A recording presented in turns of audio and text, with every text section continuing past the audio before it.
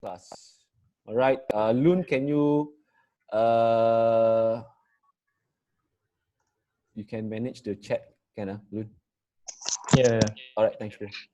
Okay, I'm gonna share my screen. Wait, I'm gonna turn on my keynote first, and then we're gonna start the class. It's gonna be like a very technical lecture. I hope you can try to understand as much as possible. All right, this is similar to what we've done in week 3, I guess, last week. The HTML, the introduction to HTML, right? All right. No, Yeah.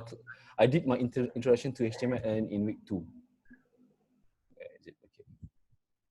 Wait up. I'm gonna share my screen.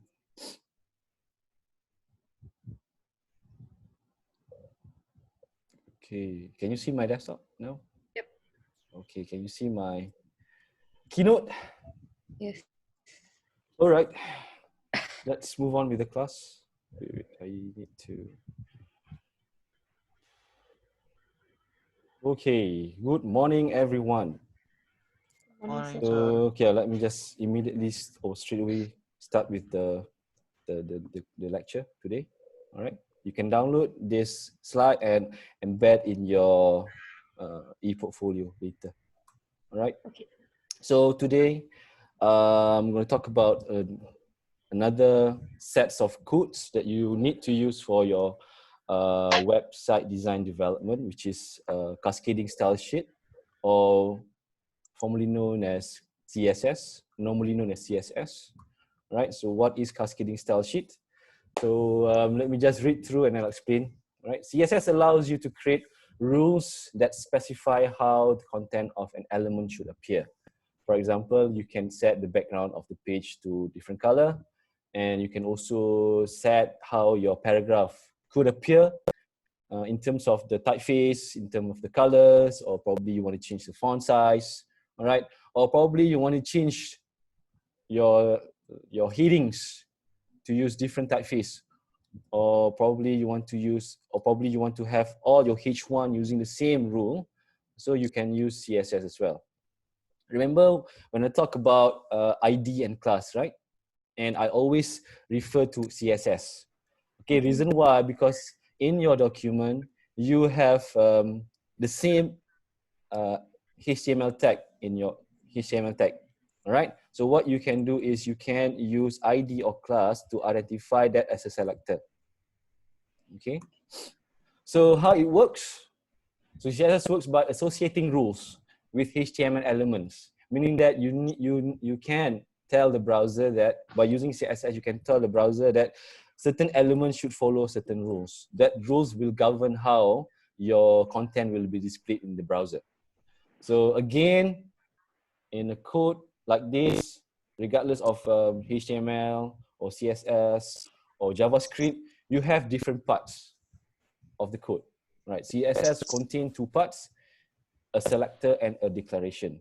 Within a declaration, you have 2 more parts, right? So far, okay? Am I going too fast? No, sir. Okay. All right. Okay, so what is a selector? A selector is basically the HTML element that you want to change, all right? So this rule indicates that all piece elements should be shown in Arial typeface. All right, so selectors indicate which element the rule applies to. The same rule can be applied to more than one element if you separate the element names with commas. All right, probably, okay, for example, right? So instead of you have piece, you want the li or the list item to follow the same rules. So what you can do is you can type p, comma, space, li, comma, space, a, for instance, and you can add the declaration in the declaration section. All right, and then declaration indicate how the elements referred to in the selector should be styled. Declaration are split into 2 parts, which is property and value. It's similar to how you apply your attributes in HTML. All right, okay, and then each each declaration should be separated by colon. Sometimes, not sometimes, most of the time. Okay, CSS syntax have more than one style declaration. So in the slides, you can see font dash family colon Arial. That is one style declaration. Right? So after that value, you need to include a semicolon, then you can add another style declaration, probably font dash size, colon, the value of the font size. Probably you might want to use PX or EM. All right. We don't use DPI, and remember the value that we talked in Mr. Vinod's class last time? What is the value? Ashtasham? We talked about it. I remember now. What is Pixel. it? Pixel. Yeah. No, pixel is okay because we have a new measurement unit that you mentioned in one of your I said presentation. DP. DP. Yeah. So in CSS or for web, we don't use DP at the moment. All right. So what you can do for font size, for example, or for line spacing, or word spacing, or for line height, you can either use pixel or you can use EM. So pixel is a fixed measurement. EM is a relative measurement. Okay. All right. So far, can I continue? Any question on this part? Not really. Maybe Not later, really. but Okay. not now. Maybe later once we start to do something on your document. All right. Okay. All right. So CSS declaration sit inside curly brackets, and each is made up of two parts: a property and a value. Okay, separated by a colon. Right. So you can see. Okay. Remember, in HTML you use the angle bracket. All right. In CSS you use the curly braces or curly bracket. Doesn't matter what you call it. I call it curly braces. All right. Some call it curly brackets. All right. That's the difference between HTML and CSS. Okay. So it's quite distinct. All right. You can specify several properties in one declaration, each separated by semicolon. I think I explained that earlier in the previous slide. All right. This is how you could write your CSS. All right. So, okay. So in this slide, what we see is basically H1, H2, H3, basically using the same typeface and the same color. Okay, in this declaration, it does not state or change the font size because, as we all know, each heading have different sizes, correct? So I think it's not appropriate or necessary to change the font size here. So if you do that, I will question you why you set a set font size for your H1 or H2 or H3, unless if you feel that if it's too small or if it's too big, then probably you might want to change. But I would not suggest that you change the font size for headings. All right. Okay, take note on this, please. Okay. Noted. All right. So, okay, let me just read through first. This rule indicates that H1, H2, and H3 elements should be shown in the Arial typeface and in yellow color. Property indicate that the aspects of the element you want to change. For example, color, font, width, height, border, etc. All right. So those are property. The colored text is called property. The blue text is called value. Right. As in attributes, you are separated using equal symbol. Right. So you have the attribute name and then equal, and then you have the value. But in CSS, you have you use colon to separate a property and a value. Okay. All right. That is basically how we write a CSS in our document. All right. So basically, a CSS is a separate document. Okay, it's a different document from your HTML file.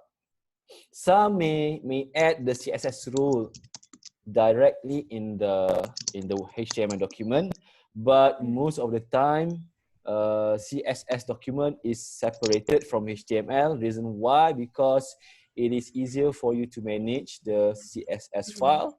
And what sometimes you can do is you can link from one HTML file to several CSS file, or several HTML file to one CSS file. So that's why you need these codes to be separated from different document to a different document. Okay. All right. There are 3 ways of adding a CSS into your HTML file. The first one is, what I want to talk to you today is just 2, which is link and also external file. All right. Link is what Ahmad have done. If you've seen his file previously in the first exercise or in the first tutorial session last time, he added some code on top of the document. Remember, in the head section, he added like a style tag, and then in the style tag you have the CSS codes that is considered as internal link or internal, right? All right. So here is basically I'm explaining to you about how you can add a link, or how you can link your CSS file with your HTML file. Right? You can use link. Right? The link element can be used in an HTML document to tell the browser where to find the CSS file used to style the page. Right? It is an empty element and it lives inside the head section, meaning that it is inside the head section, just like how you apply how you add your title or your meta words and whatnot. Right? It should use 3 attributes: href, type, and relative. I'll show you how you can do that later. All right. So when you mean write CS in a separate file, in like, you mean like a separate file altogether? That means yes, it's not like correct. you segregate the HTML and CSS in the same file, but completely separate. Completely separate, meaning that you have 2 documents. You have HTML document and you have a CSS document. CSS. And you can link that. Okay. I mean, you can. I mean, like you can connect that that files using link, the link tag. Okay, yeah, so you need to link that file from HTML file. Okay. Okay, using the link tag, and it is placed in, or it is written in the head section. All right. Okay. All right. So an HTML page can use more than one CSS style sheet. To do this, you could you can have element for every CSS file that it is used for the file. Right. For example, one authors use CSS to control the presentation, meaning that you can use one CSS file to control just the aesthetic of the file. Right. Another CSS file probably control the layout. The reason why, because sometimes the file is going to be like very long if you put everything together in one piece, in one document, right? But it's up to you how you manage your CSS file, because in your CSS file you can also include comments like what you can do in HTML. So you can break certain parts in your CSS code, indicating that this part is basically styling for certain element. Okay, because you're gonna have layout later on in your HTML file. So probably your layout is going to be like very complicated, right, or too complex, right? So you need to separate all those different sections in your layout into different sections in your CSS as well, depending on how the overall look and feel of your website later. Right. And you can also use internal CSS style. Okay, there's difference between using external and using internal. Okay, I will explain. You'll be talking about precedence, right? So when you have different types of adding your CSS in your HTML file, you need to consider about precedence, priorities. Okay, right? Wait, there are people coming in. Yeah, Melissa just joined in. Dia baru bangun. Baru bangun. Okay, good. Right. Okay, let me just continue. Okay, so another way of adding your CSS is using style tag in that particular HTML file. Okay, so you can include CSS rule within a HTML page by placing a style element, which is usually sits inside the head section. Right, the style element should use the type attribute to indicate that the style are specified in CSS, meaning that the attributes that you need to include in the style element is type. Right, later I'll show you how to do it. So the value should be text or CSS. So when building a site with more than one page, you should use an external style sheet.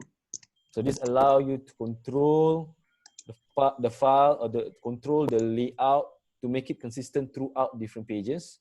Okay, and then keep the content separate from how the page looks and how the content looks. Okay, and you can also change by just adding or editing one single document without having to go through all the source file, okay, or individual files. So it's better to use